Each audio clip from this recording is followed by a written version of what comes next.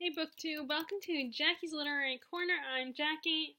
Sorry it's so late, but I was feeling guilty that I filmed one, and I don't know if I'm gonna get around to filming any of these because I'm working right up until we take our little Christmas vacation, and then we get back, and for a week I'm free and everything. But then, as long as I get the time off, we will be going to visit my sister in January to have a little Christmas with them. It's kind of hard not to have a Christmas with my cute little nephew. Not want to have a Christmas with my precious, cute, adorable little nephews. Rascal, yep, Rascal's behind me. You guys can't see him, but he's right here. So I wanted to film an update video in case I don't get around to filming one. But anyway, so I have finished 3 books in the past couple weeks. I guess 2.5 weeks. So I finished Keeper of Lost Cities, book 5, which is called The Lodestar, which actually I did tell you guys about that one. And then I finished I just finished An American Marriage by Tayari Jones. I don't know if I'm saying her name right correctly. But that is essentially about a young black couple, trying to live the American dream. You have Roy, he wants to be a business executive, and then you have his wife Celeste, who is this, very independent woman who wants to make a career out of her art, or like one of her hobbies is making dolls, and she wants to sell them one day. Unfortunately, they had only been together for a year when suddenly Roy gets accused of raping a woman at the hotel that they are staying at, and he is arrested and in jail for actually he gets out within 5 years, but he's sentenced to 7 years. And it's basically about their marriage and how through the letters of the exchange we see how their marriage slowly unravels with this burden, this weight on their shoulders, that he is trying to maintain who he is and trying to be strong and survive in jail and trying not to become bitter and angry, and she's just trying to survive out in the real world. And even though her life from Roy's perspective is great, she's alone. The only comfort is her one comfort is this friend who is a guy she's known since childhood. And she's trying to live her life and knows if she puts it out there that her husband is in jail, then that's all they will see, is that she is the wife of a guy who's in jail. And like I said, it's all about their marriage slowly unraveling. And even in the beginning, as the characters are reflecting on all this, they both realized that there were signs that their marriage was not going to work out because, they are from different worlds. He's from a more middle-class family situation, and she's from an upper-class family situation, and neither of the parents are accepting of their marriage. And it's a very heartbreaking story. And it's so, it's so good. It's nicely written. I think the letters in the beginning and toward the end, there are also letters that are exchanged between the two of them. It adds a nice little creative touch to it, and it makes it even more personal because it's letters from them to each other, so it really reflects their relationship.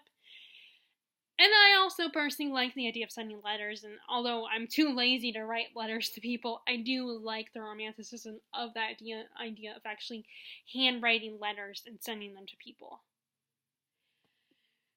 I had a lot of conflicting emotions throughout the book for the characters. Sometimes the characters frustrate me, make me angry, and sometimes I felt bad for them, and I feel like they're definitely sympathetic characters.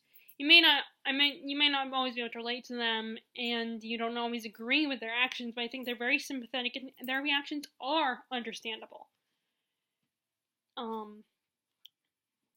So it's a very good book, and it looks at the whole American the injustice of the American criminal justice system and how unfair it is and how messed up it can be. It's just definitely a really good book. I enjoyed it. I'm giving it 4 stars. Don't ask me why I'm not giving it 5. I can never pinpoint exactly why I give. I mean, some books I can, but other books, especially when it's like between 4 or 5 stars, I can't, or even 3 stars. I can't always pinpoint why I'm not giving a book 5 stars. Why I'm just giving a book 4 or 3 stars. But it's just not, like, it's a good book and I definitely enjoyed it, but it's not a book that, like, I guess sometimes, although I don't think always, but I think sometimes with me 5 stars and, are books that I would like to buy. I might buy someday. And then 4 stars are books that maybe I'll buy, maybe I'll not, and 3 stars are like books that I probably will never buy, but I like them enough that I'm glad I read them. But again, I think this was a little bit better than better than 3 stars. Like 3 stars is like as good. I'm kind of also thinking along the lines, probably like leaning more towards how it's labeled on Goodreads. Although I know a lot of people look at it differently. We all have different ways we approach if a book the star rating system, which I did a video where I talk about I really don't like the star rating system and feels like it's very confusing, but at the same time I don't like it not putting a star rating because it's just there. Like, I don't like to leave it blank, which I kind of talked about in the video too. But either way, I don't know why I'm not giving it 5. I mean, it's not a bad book, and I'm sure a lot of people would give it 5 stars. And again, I think it deserves better than 3 stars, or and it's definitely not. I would not classify it as a 2-star read either. Yeah, I think it's definitely a good book. And then the other book I finished, which I did give 5 stars, is Blood of Elves by Andrzej Sapkowski.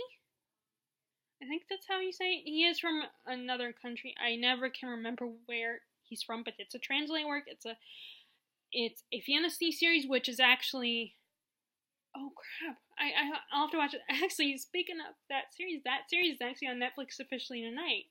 Totally, I forgot. So I have to watch that first before I watch The Magicians. So I'll probably watch that during dinner because I can watch that while I'm downstairs. But that is the Witcher series, and Blood of Elves is technically the 3rd book, but it's labeled as book number 1. But before that is 2 short stories collection, which I've already talked about, Sword of Destiny and The Last Wish. The Last Wish being the first one. This is basically about the series about this monster hunter. So it's kind of like a medieval version of Buffy. And our monster hunter is Geralt. And the first 2 stories, the first physical novels, are collections of short stories about him slaying monsters and kind of introducing his character, and then introducing all the other characters that become important in the overall main story. And so this and Blood of Elves is the beginning of the overall story altogether, where we start with Geralt, and he's trying to fight destiny that has been given to him. Like, he is meant to protect this little girl named Ciri, who is the chosen one. She is an important figure in this overall war in the world that they live in. And it's his destiny to protect her and train her. And it's all about them traveling to the Witcher Academy where she learns to fight, where it's all about them going to the Witcher Academy where she trains as a Witcher, which for the longest time it's only been boys, so things are a little different since she's a girl. For her, things have to be a little different since she's a girl, so that comes into play. And then, eventually, to protect her, Geralt said, he's off slaying monsters. He sends her to Yennefer, his lover, who is a sorceress. And this sorcerer, and Yennefer trains Ciri with the magic that all witchers have, all of them possess. And this whole time, like, while she's training, there is the shadow of war that is looming upon the land. And all the kings are trying to decide how to handle it, what to do about it. And people are trying to point, and throughout the story, throughout the novel, people are trying to point out that Geralt is part of this, whether he likes it or not. But he doesn't believe, and he himself does not believe in destiny.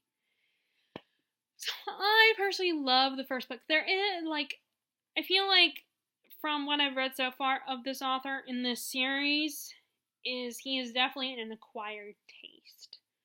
Especially because his work, the writing style, since it's originally from another country, and it's translating work, the writing style is a bit different from English writing. Like, the example I got is it's not a specific example, but I've noticed what looks like run-on sentences here in English is, I imagine, acceptable as good writing in their country. I wish I could, I can't think of what country.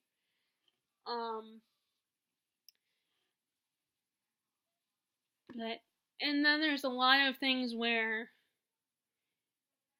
like, he goes with kind of listing stuff. Like, in his there are sentences throughout that where he's listing all these things, not just, I remember what I learned in English class was, like, I think this is one of the things they taught us was just stick to 3 items when you're doing, like, a sentence with, like, an item, comma, like, stick to just 3 things in one sentence. That's one of the things I remember learning in English. But other than that, it's a good story, and the monsters that Geralt slays are very similar to ours, just a different interpretation, and there are differences in these, but in Blood of Elves, I feel like, because this is kind of a book where setting up the overall story, the monsters aren't as much in it. I mean, they are, like, the mythical creatures, like dwarves and stuff, and there is mention of elves, although I don't think the elves are really in this book that much. I don't remember if they're in it at all. But there are dwarves in there, and there are some there's, like, at least one monster that I remember, like, in the last section. Because my reading was kind of spaced out. Like, I had started the book because I was like, okay, I need to start this book. But then I took a bit of a break, a couple months break, and then I finally came back to it because there's not that many, there's only like 7 chapters. It's just that they're really long chapters. So, in the last couple chapters, there is one chapter with a monster in it that he slays, like a water monster. And because it's kind of a setup book, there's like, either I don't know if you call it small scale or medium. I'm going to say refer to it as small scale. But I was actually thinking about it after the fact. I was thinking, would some people consider it more medium scaled action? But, like, there's not a bunch of big epic battles. There's, like, series training sessions. And then there's, of course, Geralt fight. There's at least a few scenes with Geralt fighting monsters, but it's mostly characters traveling and talking and figuring out what to do about the situation at hand, or trying to, talking about destiny and what's going on right now, how there's a war that's looming, and Ciri and Geralt and Yennefer's destiny. So if you prefer more. Although, I mean, if you're a fan of the series, if you want to get into the series, I would say don't give up. Just because don't give up on the series. Just keep going. I mean, granted, this is my first time reading, and I never played the video games before. But I still think, I still think that you should give a book a chance, at least try to give it a chance for a little bit. Bye, Rascal. So I gave, like I said, I gave that five stars in Goodreads. So I feel very happy that I finished American Marriage, Lodestar, and then this one. I was very relieved. It was like very much relief. That's what I feel like. And I don't mean relief as in I'm finally done with the story. I mean relief as in, yes, I did it. Yay, I finished the book. And now I don't have to, I can check it on my list, which I know you shouldn't look at reading like that. But, I liked it. It makes me feel proud and accomplished when I can mark off the books I've read, the books I've finished. Like, I feel proud, I feel accomplished. And for me, it's not about the fact that, I have to read this book, I don't like it. It's not like within school where you had to sign reading. For me, it's just the fact that, like I said, it's a sense of accomplishment and pride and, feeling good that I finished this book. And again, it's not like well, anyway, so now, I went back to reading Rose Madder by Stephen King. And, you have Norman is slowly coming out, has shown up where Rosie is, but he hasn't found her yet. She's actually changed her look. In fact, being inspired by the painting she bought, she has dyed her hair, but she's still very nervous, and the guy that helped her at the bus station, who happens to be the ex-husband of the woman who runs the daughters and sisters halfway home, was assaulted and essentially killed by Norman. And oh my god, I can't stand Norman. Like, reading his chapters just makes me so angry. And it's so hard to read them because he has such ugly thoughts about people. Like I said before, he's so racist and sexist, and you just want to punch him in the face. You just hope he dies a horrible, painful death in the story. Like, you hope he gets what's coming to him. He just can't stand him, and I hope Rosie gets away from him. But of course, being King, the whole thing with the painting might be a little bit worse. And we still don't know what's going on with that. All we know is that it's like Rosie is being inspired and motivated by this painting. It's been changing subtly, like she's seeing more and more of the painting. So it is a little bit different than that one short story and Everything's Eventual, where the painting is. But then again, that was also a short story, so it was more instantaneous. But there are similarities to the whole idea of the painting changing throughout the number of pages throughout the story. And of course, Rosie she's working on having a career as an audiobook reader. And he also has a new boyfriend, Bill, but she's very terrified because of what happened to that guy at the bus station, Slowick. She's very terrified that Norman has found her, so she's trying to protect Bill. And at first she tells him to stay away from her, but then he finds her at her new job and talks to her, and she finally decides she feels like she did the wrong thing by pushing this guy away, which I really appreciate, because I hate when characters do that, when characters push someone away to protect them, because they think that that's going to do they feel like that's going to be that's the best way to protect them. But to me, I feel like that's not always the best way, because the bad guy, it's not like the bad guy all of a sudden thinks, oh, you pushed this person away, so now I won't bother them anymore. It doesn't work like that. And plus, I feel like it's more painful and makes things worse when you push them away. Of course, that's just how I feel about it when characters do that. But she ends up getting back she tells him about Norman. And actually, his reaction when she first met him and he mentioned that his name was Norman, he was like, you mean like Bates? Norman Bates? Which, if you're familiar, that is a famous Hitchcock movie called Psycho, about a guy who has this woman shows up at a hotel with stolen money, I believe, and the guy running in the hotel is a mama's boy all the way, to the point of he has a psychosis where he thinks he is his mother. or something, and he basically comes out, it's very disturbing. It's one of the more famous. It's one of the most famous horror films.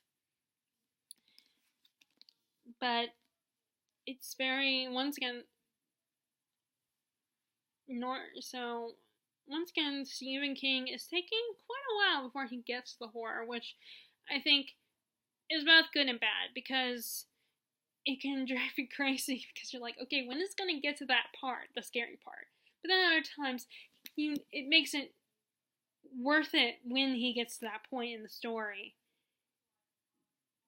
because he's just slowly, inch by inch, building up to that climax by, introducing the characters and making everything seem like it's okay, and that the worst thing that Rose has to worry about is the fact that Norman might show up.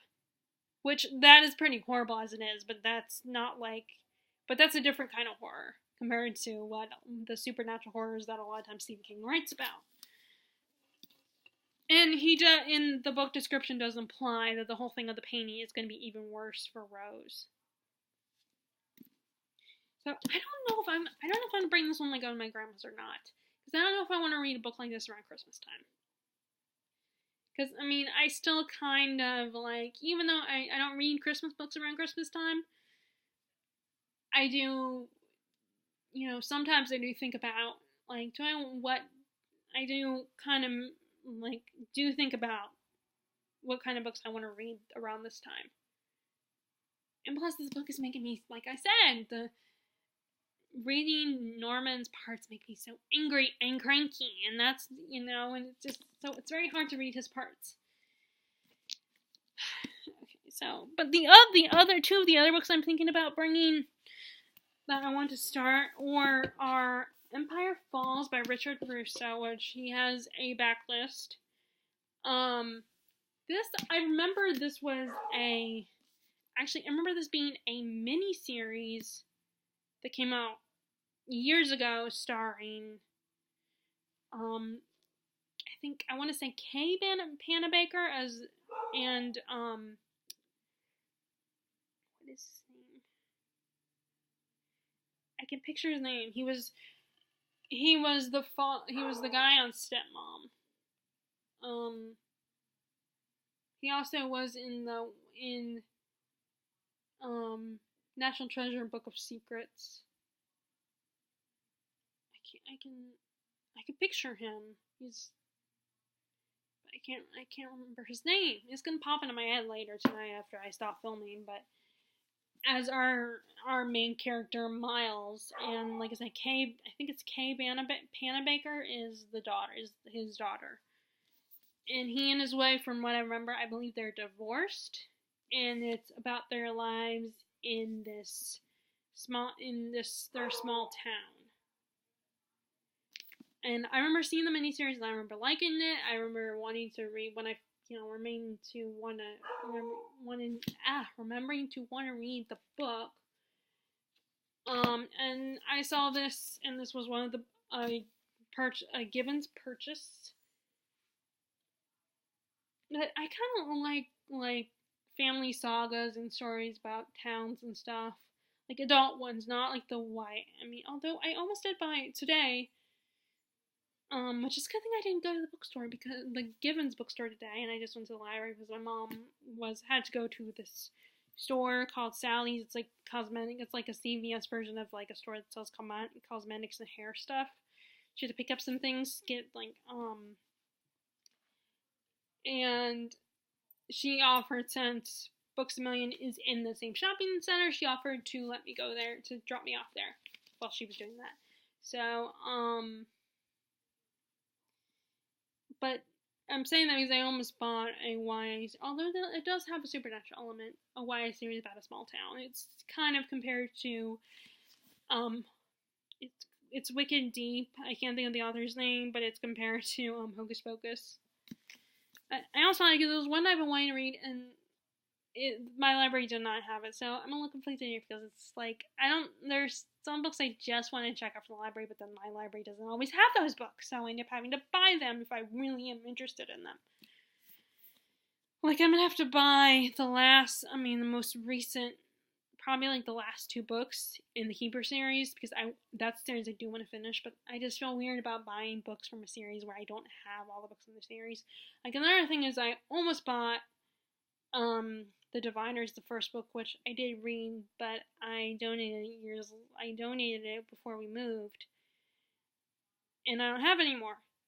But then our friend Dr. Shivari, he again gave me some more books. Like, he gave me some more of their books, for me to and he had the second book in the series, so he gave that to me to read. Which, it's weird. I did not picture him the type that would read that kind of series. I just remember being really excited though. But anyway, back to this. So I remember, like I said, I remember liking the series. Actually, it was a mini series. So I saw the book, and remembering I wanted to buy it, I went ahead and bought it.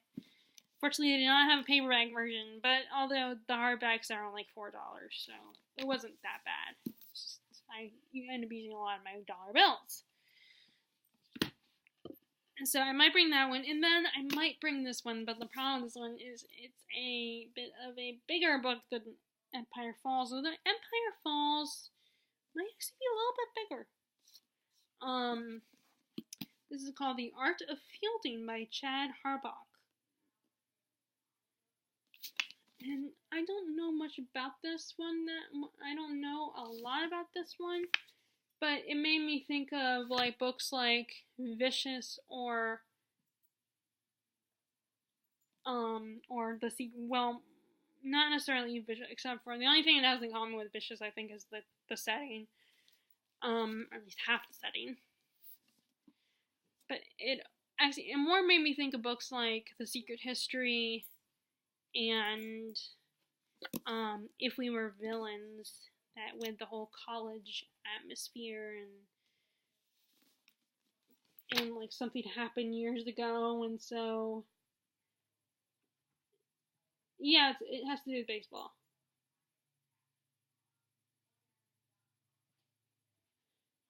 Yeah, so it's about like the fates of these people in their lives, and how one single event leads to these people their lives going, like, I guess, falling apart, or leads them down unexpected paths, something along those lines. But I always like the idea of those kinds of books. I don't buy them that often. Because my first thing is always go to the fantasy section. And also and look at YA books. So I might bring these two, it's just that they're hardback. And hardback is a bit heavier than paperback. Okay, so let me tell you about the library books. Okay, so I still have... So I gave them An American Marriage and Lodestar. And then I ended up deciding not to read Crazy Rich Girlfriend, which is the second book to Crazy Rich Asians, because like I read reviews on Goodreads and I wasn't sure if I was interested. I was like kind of interested enough that I was like, I'll go ahead and get this from the library. It's not like I'm not like I'm spending my money on it. But I was, from reviews, I wasn't sure if I was going to like it, because there's only so much of that kind of, the kind of behavior that the characters play in the book that I can handle, and so I decided to give it back, and I could always get it back from the library, because, I know the whole trilogy is there, so I can always get it if I want to try it again, but they are going to make that movie and then the third movie at some point. So, anyway, I still have A Knight of the Seven Kingdoms, which is a prequel to the Game of Thrones series. I think I'm going to start this tonight. Maybe bring this one I might bring also with me to South Carolina to visit my grandmother. This is one of those, it's kind of a buddy cop kind of story, but, with a knight and his squire traveling through Westeros. That's all I know, and of course that is going, from the description what it says in the book. And this one has illustrations on it, and, I don't think, if I bought this book, I would want to get, this is the one I want to get. The hardback. Because the paper might not necessarily have these cool illustrations in it.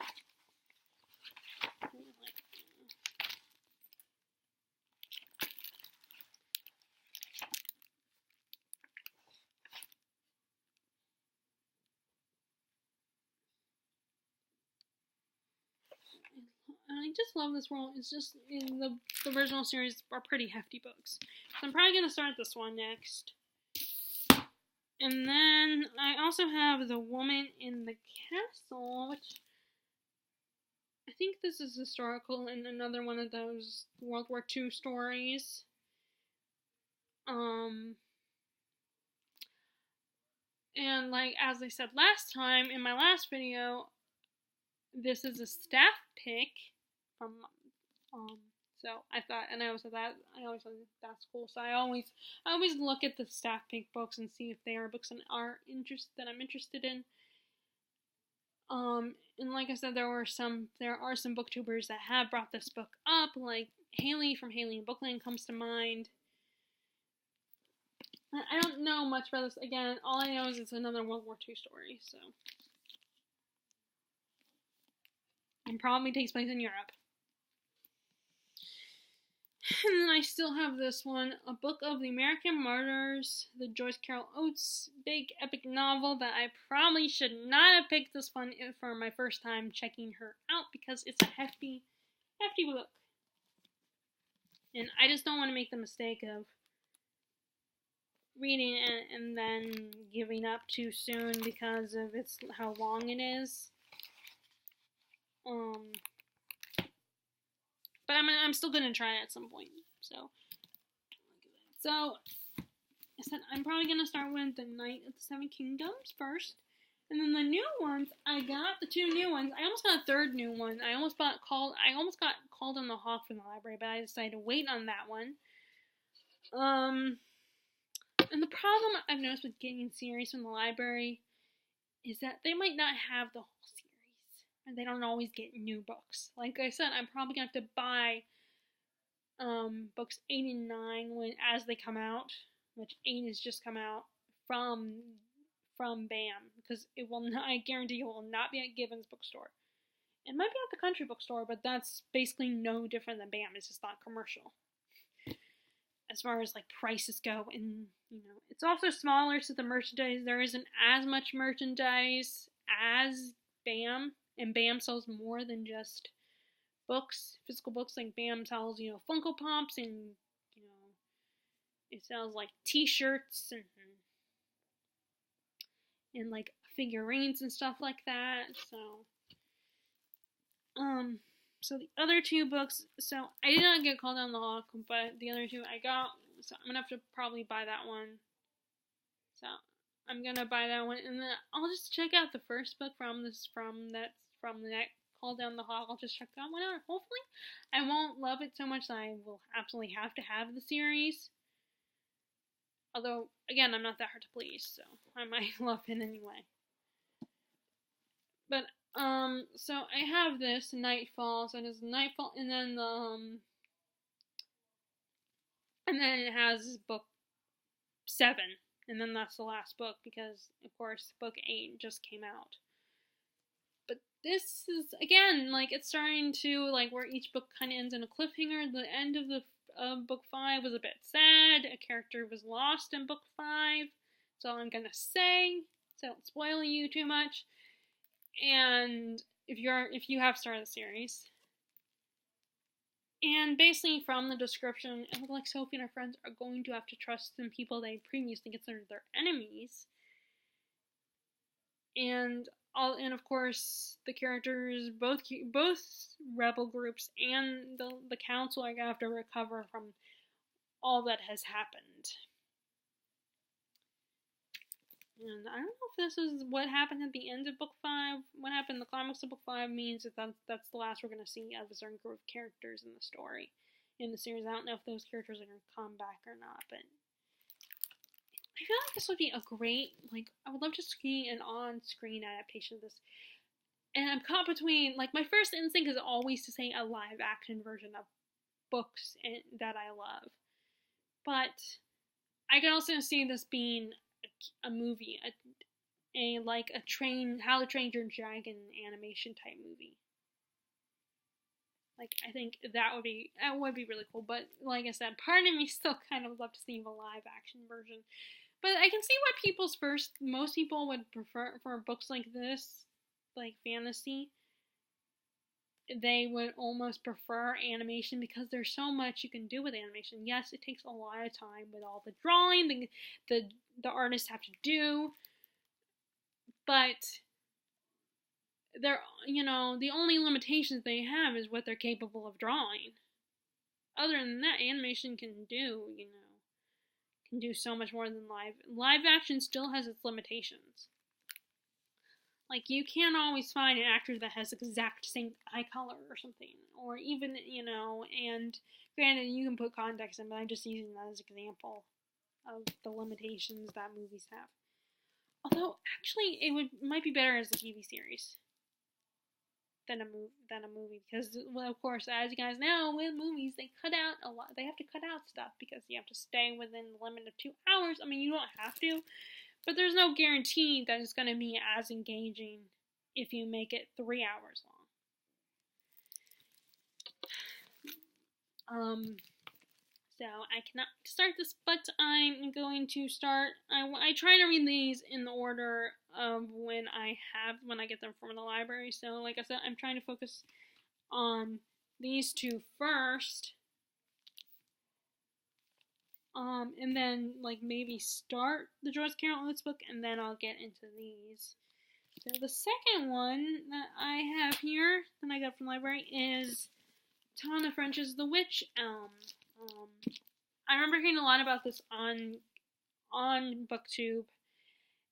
And, I tried Tana French, but the problem is, I think that was just bad timing. Also, I'm not a huge thriller fan anyway, especially of the series. Like, those kind of, like, detective thriller types. Like, I have tried those before. Of course, I've only tried one author, to be fair, and Tana French is more literary in her writing. But I think I think it potentially could have just been bad timing on my part. And I could give her, and I think I will, and I'm obviously going to give her another shot. Now, this is not part of the series I'm thinking of, the Dublin Murder Squad series, which is now going to be a TV show, or is a TV show. But this is not part of that series. This is its own standalone novel about a guy who, he has a pretty successful, happy life. He's a bit of a ladies' man, from what I remember, I was told. But then I think he has like an accident where he loses his memories. And he ends up in the hospital, and his family takes him back to his old hometown to take care of him. And there's this old witch elm in his yard where he finds a body buried in it. And so he has to piece together what happened when he was a kid. That has to do with this body that he finds. And I think that's it. I'm not sure. But I'm gonna try it.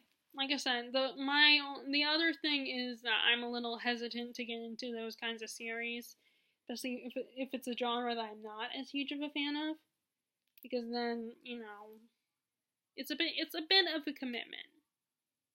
The books may not be the same physical size of, let's say, Game of Thrones or Count of Monte Cristo, which is another one I think I might bring with me to visit my grandma. Because, I want to finish that one. I don't want that one to be forever, for me to be forever in the middle of that book. It's just a long book, and that, again, another type of commitment, big commitment type book. So those are my recent library, my books borrowed from the library. Okay, so on to the books I purchased. Like I said, my mom surprised me and asked if I wanted that maybe while she goes to that other store, if she could drop me off at Books A Million. So I tried to stay away from books that I have on my Amazon wish list. I don't remember if they are on that list or not. But actually, I do remember one other thing I want to show you before I get to the books from BAM. So I don't think I told you, but I did one other trip to the Gibbons last week. And I ended up picking up these because I kept seeing these two there. And I remember I had the first book in the series. I might have actually had this first book. This second book. But like I said, I either had just the first book, or I'm wondering if maybe I had the second book. But I didn't have the whole trilogy. And at the time, I was feeling like, okay, there's books that I gotta, get rid of, I gotta donate because we're thinking about, we're gonna be moving soon, so there was this pressure to donate books. So I ended up deciding to get rid of that one, thinking at the time that, oh, I'm never gonna get around. I mean, it looks cool and all, but I probably will never get around to this, even though it's technically is my kind of genre. And then years later, I can't remember which booktuber brought up the books and reminded me of them. And then years later, I see them at Giffens sometime later. See there, I see both these two. This is the first and the second one. Okay, I think I did have the first book, The Amulet of Samarkand. I don't know. But this is, I believe, a middle grade series. Yeah, it wasn't. By Jonathan Stroud.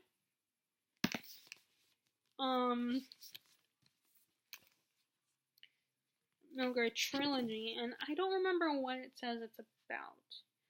I think the main character is a boy. And I think there's a little bit of Indian mythology involved. At least by the covers. Like, there's the first book, I think, looked like either a djinn or a goblin or something from what I remember. But I think it's based on fantasy mythology, a lot of it. But anyway, so I'm gonna get the first book at some point. Oh, I totally should have looked for that book. I did not even think about it. I totally forgot. While I was there, I should have looked for it. Well, I don't know when the next time I'll get to go then. When the next time I'll go, but for now, once Christmas is over, maybe I'll put it on my Amazon wish list. Maybe for my birthday or something. But, okay, so I just wanted to show you those two because I forgot about it. Okay, so back to BAM. So I ended up getting 3 books. It's hard to narrow it down, but, okay, so first, as you guys know, I am a fan of Brandon Sanderson.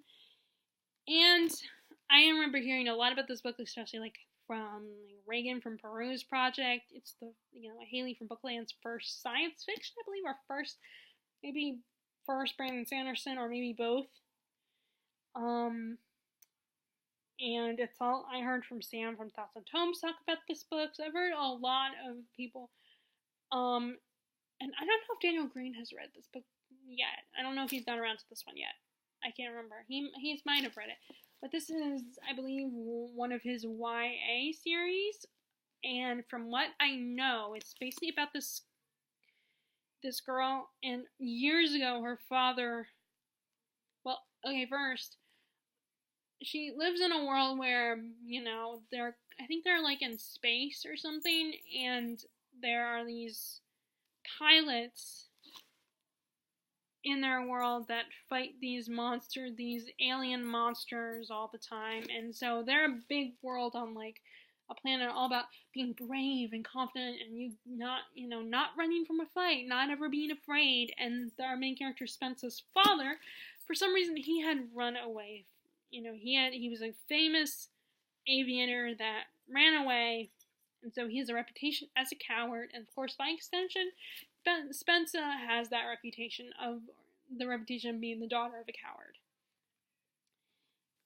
But she ends up joining flight school to prove to everyone that she's not like her father.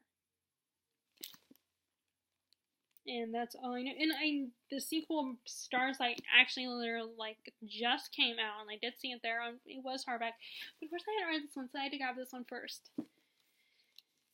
And that is the only paperback that I grabbed from. That was the only paperback. There were a few other paperbacks, but I try to limit myself to at least 3 books at the most. But that can be very hard at times because I grab all sorts of books. Okay, so the other 2 books I got were Cursed, which is going to be a Netflix show too. And our main character is Nimue, actually. And from what I know about the legend of Arthur and Merlin, Nimue was the sorceress. Now, in the Merlin miniseries starring Sam Neill that was on Sci-Fi, Nimue is the daughter of a lord whom Merlin falls in love with. Nimue soon falls in love, but he does not fall in love with the lord. He falls in love with his daughter. but she ends up getting, Mab wants, because Queen Mab of the magic realms, she wants Merlin to use his magic, so she ends up having King Vortigern and kidnap Nimue and make her bait for the dragon. And at the last minute, Merlin's saving her, but she is scarred, and she ends up staying at the convent, living at the convent. So they have this beautiful love story, and now the TV series Merlin, I don't remember what channel that was on, but in that one, Nimue, I think she's kind of a little bit of a villainess. She's a sorceress, like in this story, but she's she's not a good person. So I'm guessing that in the original legend, I'm wondering if in the original legend she's a sorceress. And she is the main character in this book. And I think this is supposed to be a gender bent retelling of King Arthur. So I'm guessing that maybe Nimue is the one that finds the sword. I don't know. I almost actually bought another King Arthur retelling. The one that just came out, the Guinevere Deception, where Guinevere is actually a changeling, and she was sent by Merlin to prevent Arthur from making all the mistakes and stuff, making sure he's a good king. I almost bought that one, but I decided, like I said, while I was narrowing it down, I decided to pick this one, and because I didn't want to get I was not going to get 4 books. I always trying to refrain and at least stick to 3 books at the most. So I put that one back and decided to save it. And plus, these are new books, so they'll probably still be there for a while. Although there are sometimes in books that are not that old that end up everybody buys them, so they're no longer there anymore. And this is also the book. I can't remember what they call themselves. Booksplosion, Book of the Month, in a group run by Jessie the Reader, Katie Tastic, and I want to say Christine is in that group. Christine from Poland and Bananas, the one who wrote Again But Better, which just came out. There's a lot of booktubers, and I wish I could be one of them. I wish I was one of those people who published a book, but I'm not disciplined enough to actually sit down and write a book. I just get distracted too easily. I mean, I have the ideas, but I never write them down. But anyway, so, and I feel bad because Christine, I like Christine as a booktuber, but, the Again But Better is, I'm sure it's a great book, but it's not really my regular kind of genre, because I lean towards more fantasy most of the time. Sometimes I make exceptions, but, it's about a college girl it's about a college girl, so it's not, and so it's essentially a college level. Like, I think if New Adult really did exist and people stop being like, you're either YA or you're adult, New Adult doesn't exist. I think it would be considered New Adult, because I think college level would be in early adulthood, just a few years after college would be considered New Adult. And I feel like that book would technically be New Adult if New Adult existed, according to publishers. Which I think it basically does, it's just they don't use the label. But it's just not my, either way, I have just no interest in that kind of plot. I mean, I might make exceptions, but a lot of times the books that are kind of contemporary set stories, they have something like extra, like, some supernatural element, or like a murder mystery. Like, even though I'm not a huge thriller fan, I would be more prone to read something that involves a murder mystery than just about, although it does kind of, from what I've heard, it does kind of have a supernatural element to it. But, I mean, if it is successful, and if it ends up at my library, then maybe I'll get it. But it's just not my first. But I hope, with that being said, I hope Christine's book does really well and does become successful. I definitely think the booktubers, I know that a lot of people there are a lot of people who, are kind of annoyed by the bigger booktubers But that's not their fault that they're successful, and you can't let them bask in their success. Let them have fun. Stop criticizing them. But anyway, that's a whole nother thing. I don't want to get into that, and I hope me mentioning that doesn't drag it out again. But anyway, so this is the book that they're reading, so I decided to go ahead and check it out, because it's a lot of times when the newer books, if I hear about it on BookTube and it sounds like something I might be interested in, I end up going out and getting it. And then now the last one that I ended up getting that's also a hardback because it is very new is The Merciful Crow by Margaret Owen. This is, I believe, a debut. And from what I know about it, there are different class levels of people that they're represented by birds. Which I thought was kind of cool. And from what the description says, our main character's name, I think you say Fee is her name, and she ends up running into a prince who is just a prince and his right hand man, his bodyguard. And they end up traveling together, even though she's has that mentality of, I read the description, I did read it, but, it would take me a while before I actually could give a description of what I know about the book offhand.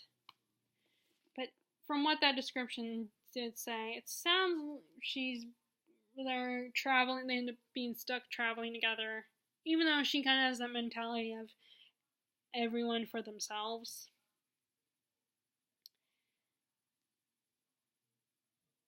But, like I said, I think this is the debut. This kind of makes me think of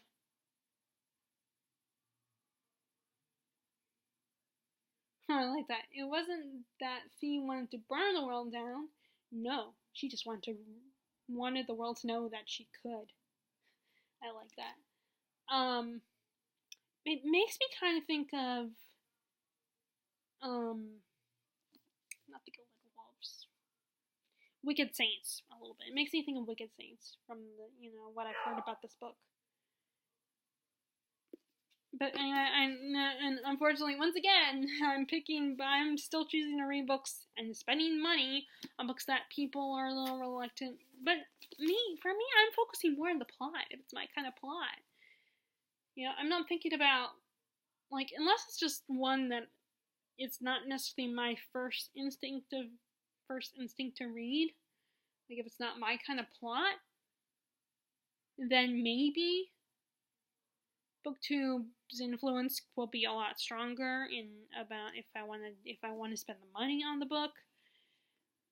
But like I said, I know that it's not a lot of people always spend their money because they say, oh, you can get a charity shop or an used bookstore for cheap, and you can get at the library. And yes, I have those things here, but this is a small community, a small neighborhood. So it's not even the Books A Million is not that big. So it doesn't have a big selection in a lot of the new books. And the popular stuff, for younger readers, the fantasy and, the young adult, is not as big here. So it's sometimes if I'm really interested in something, interested enough that I do want to read it, I'm not just thinking, oh, that sounds kind of cool, and maybe someday, but then I forget about it. When it's more than that kind of book, then I'm just going to forget about it eventually.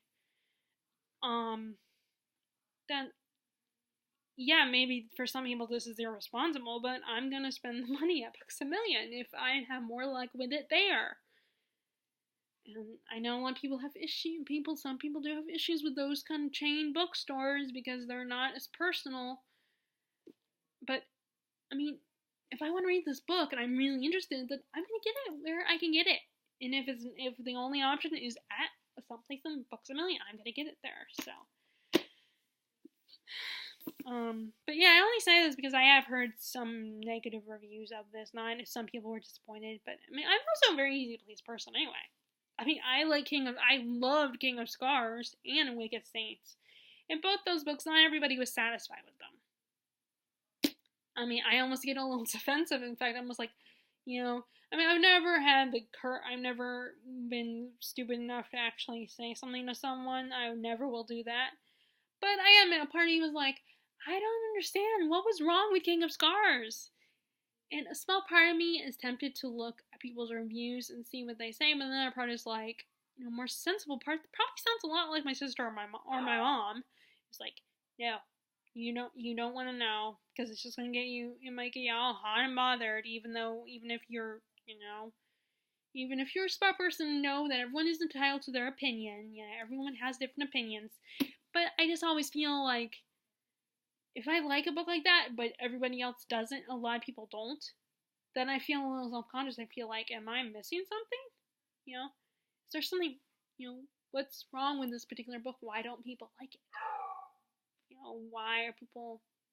And in fact, I can't always understand when people have, I mean, BookTube hype encourages me enough. If it's a type of book I would normally be really interested in, then I'll get it. Like, BookTube hype can influence me to an extent, but I'm not one of those people who, I don't know, BookTube hype, and maybe you guys don't believe me here, but seriously, BookTube hype has never influenced me.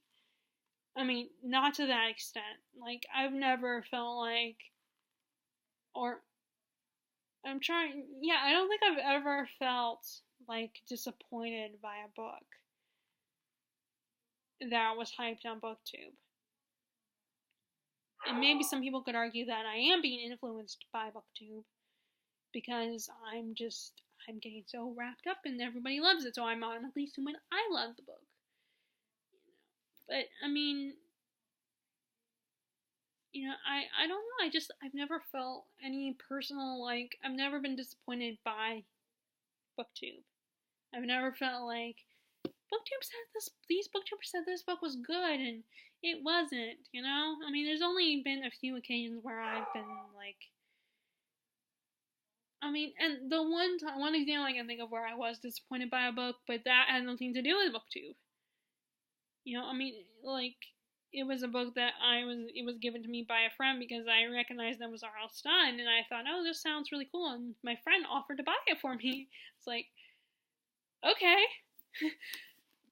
That may be I don't know if that's being a bad friend, but I took her up on her offer and I got it, but then I ended up being disappointed by the book years later when I read it. But that was because, like I said, it was R.L. Stine, and he has written mostly middle grade, and then he went to the young adult territory with the Fear Street series, and Goosebumps' original set of books was, I think, middle grade. And I gotta admit, I imagine for some authors, the transition from, middle grade and teen books to adult books, I imagine is a little hard, a little rough. A lot of people, I think a lot of people have been disappointed. One of the books that a lot of people have been disappointed by is Ninth House. They have said that, yeah, it claims to be adult, but it just is another YA books. And it's written by Leigh Bardugo, who wrote YA, who's always written YA, and all of a sudden she's writing a book that she says is for adults. So it's a little bit. So, and I imagine all of a sudden going from writing for between the ages of 18 and 12 to writing for 20, 40 years old, or maybe even 50s, it's a little different, your audience is a little bit more intelligent and has more wisdom, and not that teens are stupid. I'm not saying they're stupid, but it's just, we have different problems. As teenagers, we have different problems and different things that concern us, and things that are not as big of a deal as adults are a big deal to us as teenagers. And we also have different fears. The book It by Stephen King. talks about that a little bit, about how, children's fears are different from your adult fears. So, yeah, so I imagine that writing for younger readers, and then also I'm trying to go into writing for people, adult people, even if you're an adult yourself, is still, I imagine it is still a bit of a new challenge. So, I don't know, I can't remember how many stars I gave it, but it's called Red Rain, and it was just a bit of a disappointment. It was weird and confusing, and there were a lot of things that made me roll my eyes, and, I loved R.L. Stine's Goosebumps, and I read some of his Fear Street books years ago, but, it just wasn't, it was just a bit different. It was like it was very awkward transition book. So that was one of the few times I was disappointed. And then I remember a friend in college gave me Anne Rice's Sleeping Beauty trilogy, which that was more than disappointing. I despise those books. If I ever come across the one who gave them to me, I'll feel bad because, she gave them thinking I would love them. And, but I despised them and I was disgusted by them. I am not interested in reading that kind of stuff. And the only reason I almost kept going was because I wanted to make sure the character escaped the situation she was in. But then, ironically, Anne Rice came out with a fourth book in that trilogy where the character is basically doing the same thing that happened to her, but the only difference is that she's kind of giving characters like an option if they want to do this, which is basically S&M type relationships. But, so, yeah, basically in the long run, I rarely have been disappointed by books. Okay, so that is enough talking and updating you guys. I have thought about doing a couple more vlogs before I go to my grandma's, because like I said, I don't like to film at my grandma's, because I feel like I will have to explain what I'm doing, and she might not understand. And there's no privacy there. At least here at my own house, my whole space is like is an upstairs area, so there's more privacy here. And my parents know I'm doing this, so they have an understanding of what I'm doing. And if they end up accidentally interrupting me, they'll keep in mind to be quiet and not to distract me. Although sometimes knowing that they're there is a bit of a distraction. And I tried it. I don't know if you guys have noticed, you probably have, but there are times when all of a sudden, like, it will look like I've lost focus a little bit, because they will be coming in the room. Of course, there are other times when it's just because there's a distraction. Like right now, my dog Sophie is barking for some reason. But anyway, so that is what's going on with my readings. And today and the last couple days, I'm working again tomorrow, and I'm working on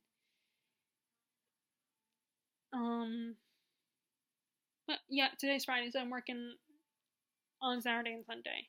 But Sunday, so I could film on Sunday, because the guy who's working on my bathroom, Craig, probably won't come on Saturday and Sunday to do some work, so I can film on Sunday, so I'll probably be able to do those tags on that day, on Sunday. I could technically do them tomorrow, I guess no, because the problem is I run for exercise. I run around the neighborhood, our neighborhood. That's why I'm dressed like the way I am. And of course it's winter time, so you kind of have to run at a certain time between like 3 and probably 4:30. So I think it's dark around like 5:30. So that's when I try to go for my run. And I will be getting off at 3:45. So I don't know if I'll be doing that exercise tomorrow or not. It will depend on when I end up leaving my work, when I get picked up.